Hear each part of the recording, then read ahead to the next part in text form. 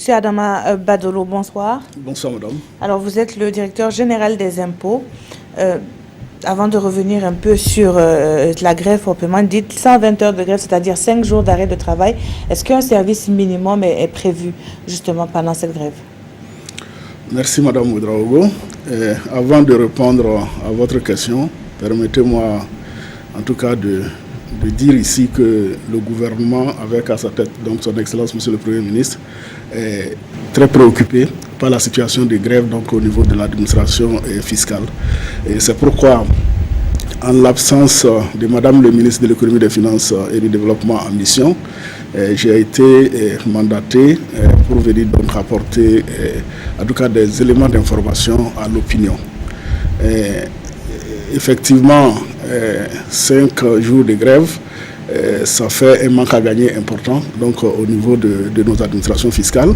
Ça crée également, on va dire, des préjudices, des désagréments pour les usagers de l'administration. Donc c'est l'occasion, en tout cas pour nous ici, d'exprimer nos regrets aux populations.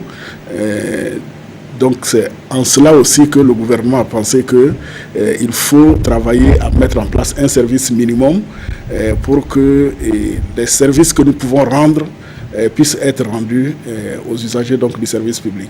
Donc, notamment le paiement des taxes et des impôts. Comment ça va se passer pendant ces jours de grève?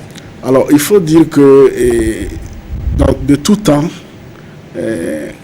dans les grandes villes comme Ouaga et Abobo, les impôts sont payés aussi bien à nos guichets que dans les banques. D'ailleurs, pour les grandes et moyennes entreprises, plus de 95% des paiements se font au niveau des banques. Donc le gouvernement a initié un communiqué pour inviter les usagers, les contribuables, à continuer à payer leurs impôts au niveau donc, des banques de la place. D'accord. Alors, donc, c'est ce qui sera fait. Est-ce que une pénalité, la pénalité donc, du non-paiement ou bien une pénalité quelconque sera imputable aux usagers? Bon, disons que le délai limite de paiement de l'impôt coïncide avec le début de la grève. Donc, nous avions, en tout cas, les contribuables avaient jusqu'au 20 de ce mois pour payer les impôts du mois précédent. Donc naturellement avec la grève, ils vont avoir des difficultés et en principe à partir d'aujourd'hui, ils tombent sous le coup de la pénalité. Mais nous avons donc dans le cadre de ce communiqué indiqué que les contribuables qui ont pu faire leur paiement dans les banques de la place, mais qui n'ont pas pu déposer physiquement les déclarations, ne vont pas subir de pénalité, on va s'en dire.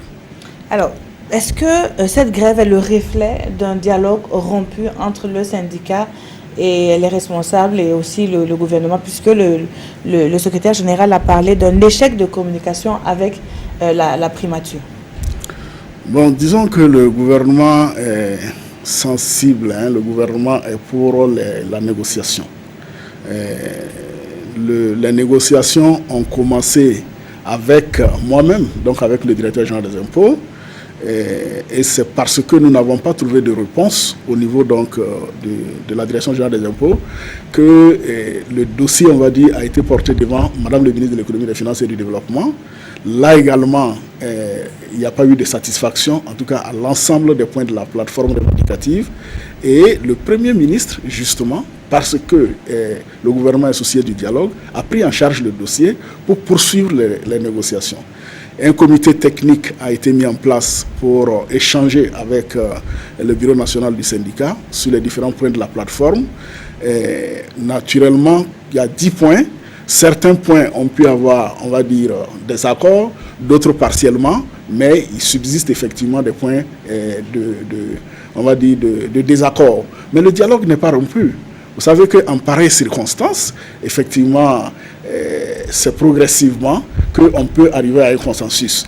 Le LG du SNAID l'indiquait tout à l'heure, le ministre de la fonction publique les a reçus, et justement pour dire qu'il faut lever le mot d'ordre pour qu'on puisse continuer les négociations. Donc les négociations se poursuivent? Absolument. Les négociations se poursuivent et nous avons foi que très rapidement, on pourra renouer le dialogue pour qu'ensemble, justement, on puisse examiner les différents points de la plateforme, trouver des solutions là où on peut trouver des solutions, et pour là où ça demande un peu plus de temps, demander la compréhension de la partie syndicale pour que les choses puissent être examinées en profondeur. Merci à vous, Monsieur Adama Badolo. Je rappelle que vous êtes le directeur général des impôts et vous étiez avec nous pour apporter des éclaircissements, notamment sur la grève qui est en cours au niveau du syndicat des agents des impôts et des domaines. Merci.